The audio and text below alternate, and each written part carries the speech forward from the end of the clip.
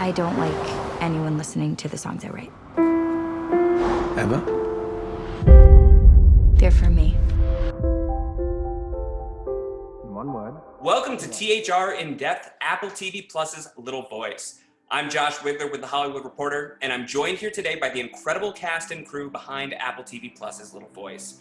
It's my pleasure to welcome executive producers Sarah Bareilles and Jesse Nelson, and stars Brittany O'Grady, Sean Teal, Colton Ryan, Shalini Batina, Kevin Valdez, and Philip Johnson Richardson. Thank you all for joining. What a group!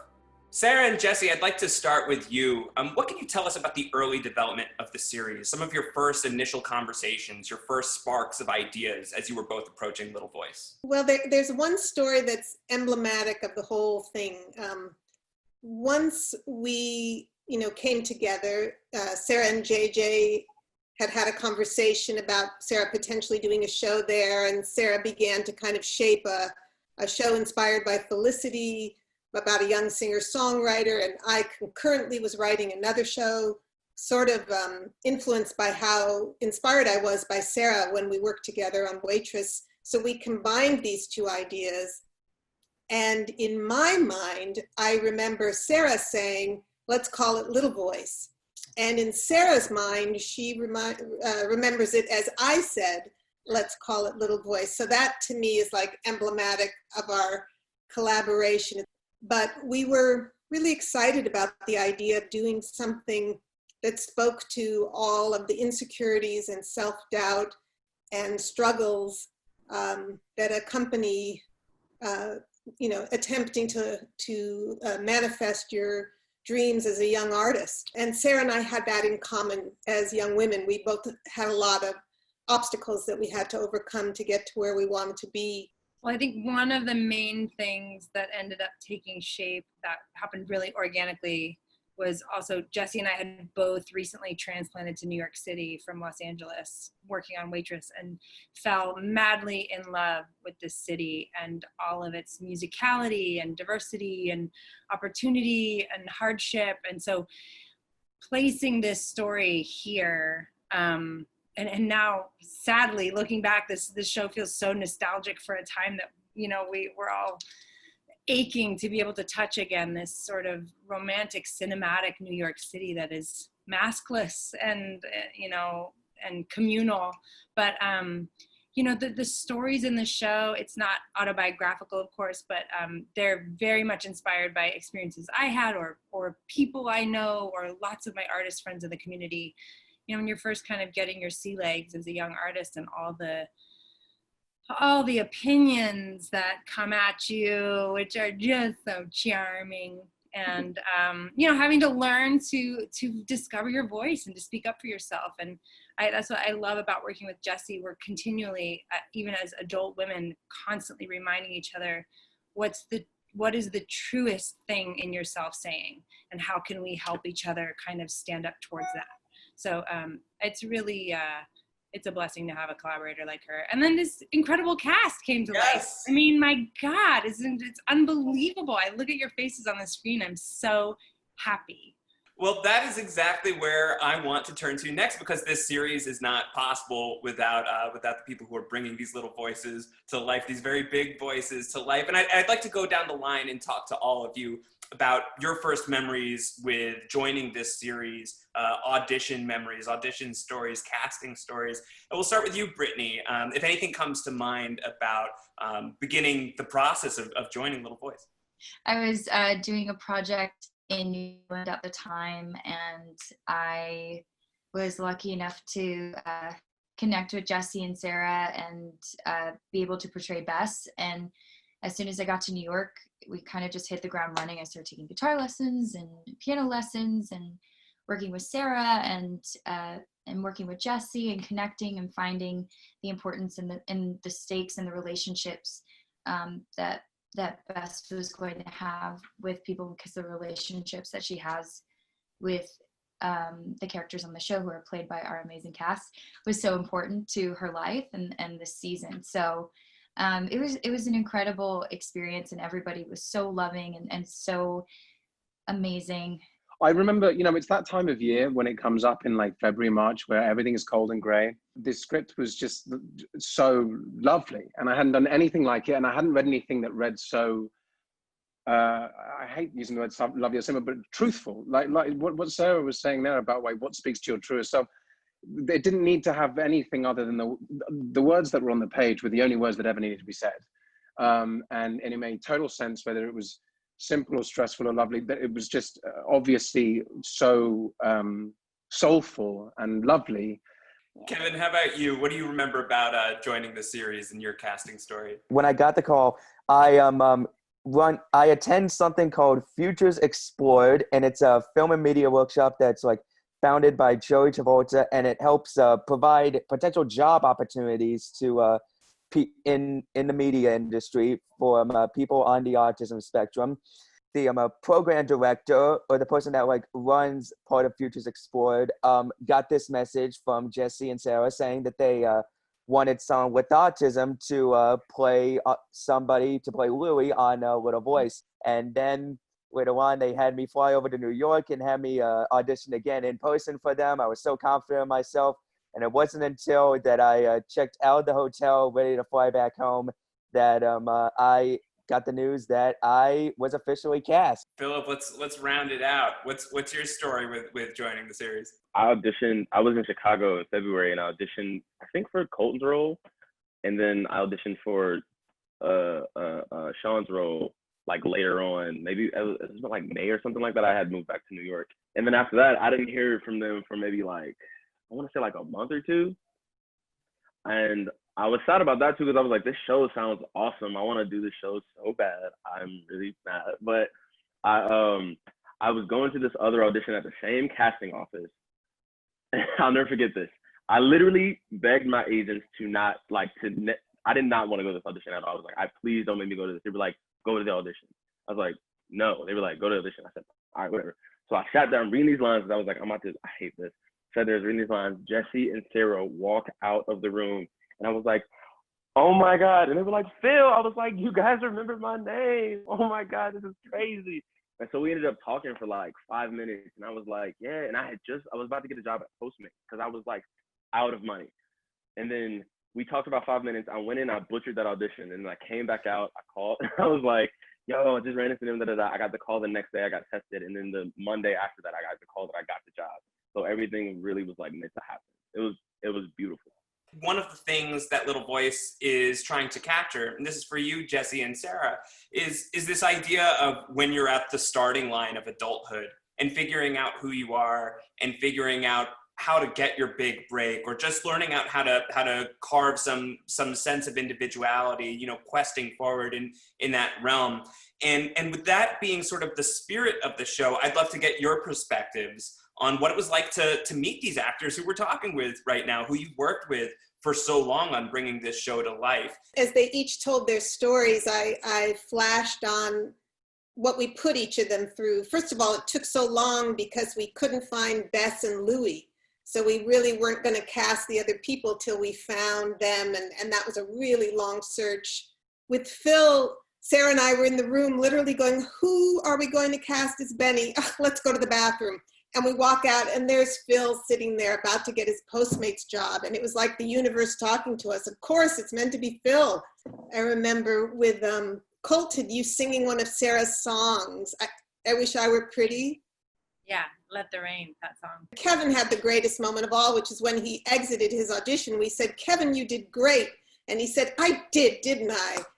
It was an exercise in faith, because we were at the casting table for a lot of months and a lot of sessions. We really, I think, always prioritize someone with a kind heart. I think Jesse and I really both believe in leading with kindness, and trying to create an environment that makes people feel safe and protected, and because shit's gonna go wrong, so you want to have good people in the boat with you, you know what I mean? Music is fundamental to this series. It's the lifeblood of Little Voice. So I wanted to ask everybody if there was a moment of music in your life, whether it was early in your career or even before that you view as particularly transformative. And Colton, I'll start with you. It was one night, Sarah and Tyler, and I think Jesse, you might have been there for this part. We were recording a lot of of vocals, and there's this song called In July, which is just like this song by Samora Penderhughes, and it's supposed to be like in the vein of a song that Sam has written for Bess. And we were just sitting on the couch. I mean, it wasn't, I didn't realize how comfy cozy it was in a room like that. And they just handed me the mic and were like, just try stuff. And I honestly had never felt more comfortable, as weird as it is to say that, in my life. This show actually kind of opened my eyes to how much I was trying to put it away for so long. And I never realized kind of how much it meant to me until like moments like that, where I actually was like, okay, this should be really scary, but for some reason it's like I'm the most jazzed I've been in a long time. So that was really, really cool for me. Shalini, how about you? Is there a moment from early in your life musically that you really connect to, that you feel brought you to this moment? My main connection to music is through dance. I had studied Indian classical dance, a form of Indian classical dance called Kuchipudi, since I was 5. So like from an early age, listening to, learning different beats, which we call it talam, and then the different ragas, which is like tonally, they changed with each song and style. So for me, like I absorbed it through my body in some ways. So I actually when I listen to music, I start choreographing and moving through it. So that's why Sarah's songs for me were like, they're so unique that I've always been pulled to her style of music in general. So even like the music I listen to now is usually based on some kind of melody, beautiful melody. Kevin, round us out. Who is more connected to musical theater, you or Louis King? Probably Louis King, since the only time I've like ever been to Broadway was like during a school trip. But regarding like a question of like how music impacted me, it started at a young age. I was really interested in classical music as like a little kid. And also I've also studied on Frank Sinatra and his voice, since I slowly started to realize that I've started to like, I'm in his like vocal range. And so my dad also wanted me to like mention that to you guys as well. So kudos to him. And Jesse and Sarah, I'll bring this to you. Whether it's a moment that you'd want to bring up about your collaboration together, or something earlier that you think brought you to Little Voice. My grandfather was the first violinist in the New York Philharmonic. We were living in LA. By the time this happened, he had a stroke when I was a little girl, and he lost his ability to speak. He was a Russian immigrant. And when we would go visit him, he couldn't talk at all. And I remember thinking, when will Grandpa talk again? But my dad would go, play an A, and he would hold out his arm, and my grandpa would bow it, and, and then he would say, like, play Beethoven's Ninth, and my grandfather would play the entire symphony on my dad's arm. And they taught me at a young age that music was stored in a different part of the brain than language. So that became a storyline I always wanted to do, and we got to do it with June Squibb's character in the finale. Just because that seemed like such a miracle to me. So it was like at a really young age, I sort of realized the power of music through watching him. Music to me is like it is my church. It is my spiritual belief. It is like, I go to songwriting to like worship at the altar of music. I think it is the most powerful force, besides love in the world. And I love that for everybody here, it's like music does the tapping on the window. But from a very young age, I was someone who had a hard time finding my place in my world. And music really, really early on became the world I could sort of find myself inside of. And I got to sing and be the center of attention, which is all I ever really wanted. Come on. Isn't all any of us want? Well, speaking of music moments, I feel like we've got everybody here. This is a pretty good group of people to make some music moments. No, Sarah? What do you guys think about doing some karaoke? Yes. Yes. I mean, come on. This is a tradition we started when Jesse and I, our show Waitress, we started doing cast album karaoke, where people would come and sing songs from the show, and you get to hear interpretations. And so we have this wonderful collection of very musical beings So I think this is the time. This is the time. So to start it off, you guys don't know who's going first. Colton, you're up. Yes. Yeah. Oh man, why am I nervous? Okay.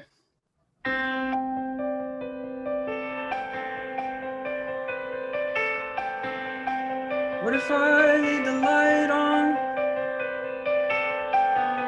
so the dark has a friend? If the ghost light is burning, will it light something in? Let the dark keep her secrets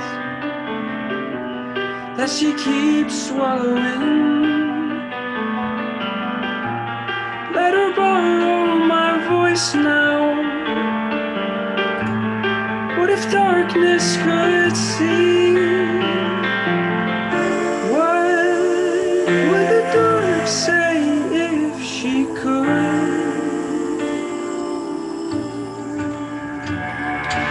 What I wouldn't give if for just one night I could shine so you would see me. But all I've ever been is the absence of the light. I don't shine, no one sees me. So I want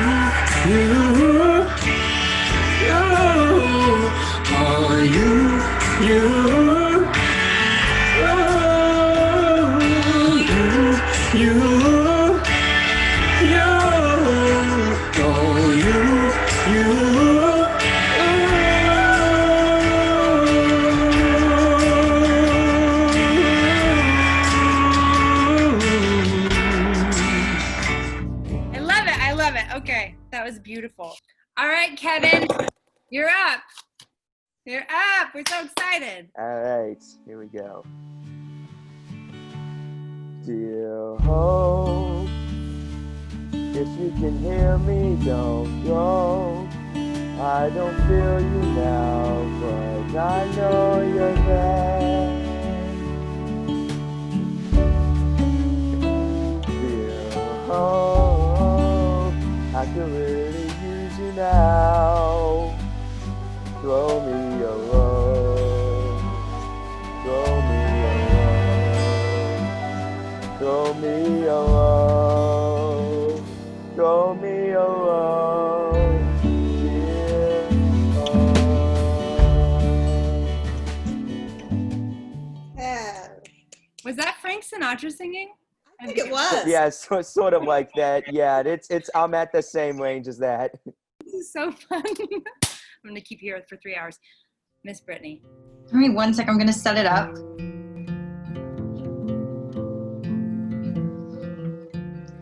I made a list of what I love to make a document that shows what I think I'm made of, to tell me what I should do, and hope it turns me in the direction of you. I'm facing all of my fears. I land and look and wonder how I've been with them for years. They had me crippled before. They made a home in my heart, but they're not welcome anymore.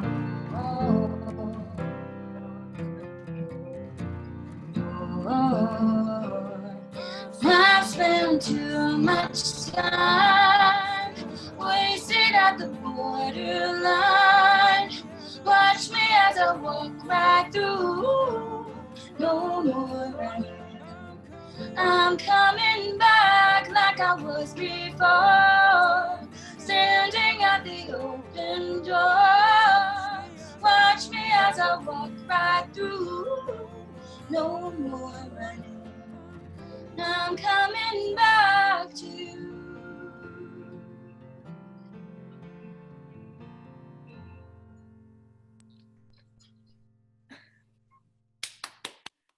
So beautiful. That was so nerve-wracking. I know. I'm sweating, and this is a silk shirt, so there's a really good chance we're gonna see pit stain. I'm sweating. I'm not even doing anything. Same. And somebody you won't see on the cast album, but you're gonna see here in karaoke, Mr. Sean Teo, everybody.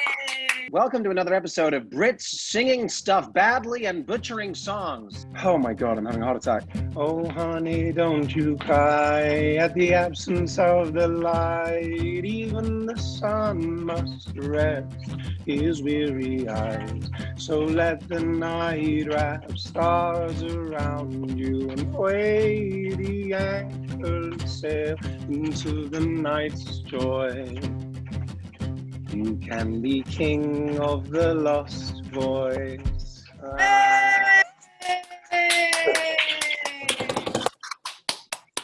You get 1,000 million points for doing that, Sean. And it. Oh, you know what? I would never, ever have done it if it wasn't you people. Okay, Shalini. Oh, okay. Give me a second. Baby. Okay, hang on. What am I doing? If I start with the guitar, even though I don't play well, and be still until the melody claims what's on my heart, then it won't have to stay there. And soon I can set it free, simple. I just don't know what I'm gonna do without you. Simple and plain, and I just don't know how I would ever say it any other way. Simple and true. I still love you. Oh, bravo. You know who's last and who's. We saved you. We saved you, Phil. Well, one, my heart is beating really fast. I'm sweating. Mine too. Is that good? Okay. Take two.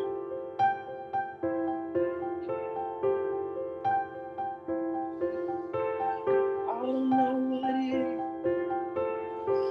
it is about me. Don't know how to get where I'm going. I keep showing up.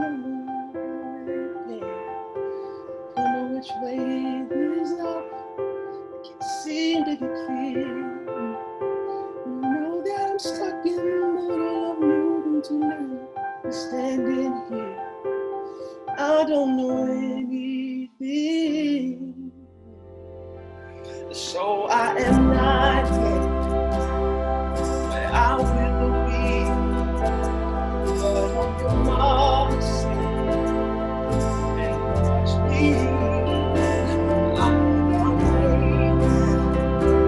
There's no way now. Then that's all I have to do. I don't know anything. I don't know anything. I don't know anything.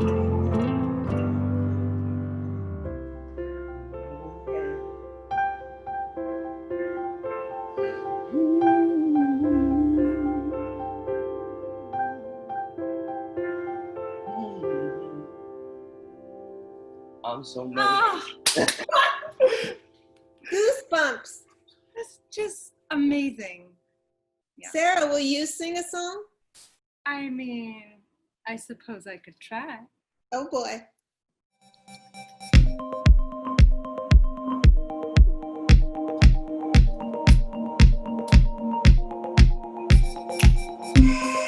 So intro. You just gotta let the energy move through you. It's really important. The air I breathe, my moon and my sun, dance in my blood, dance in my lungs, dance in my lungs. You know that dance in my lungs. Dance in my lungs. I just realized this is going on the internet. Anyway, thank you so much, Cast Album Karaoke. Thank you, everybody, for watching THR In Depth, Apple TV Plus, Little Voice. I want to thank again the cast and crew of Apple TV Plus's Little Voice. Thank you for being here. Sarah, Jesse, Brittany, Sean, Colton, Shalini, Kevin, and Philip. Thank you all so much for the fantastic conversation and the even more fantastic music session. Take care, everybody. Bye. Thank you, Josh. Hey, thank you, Josh.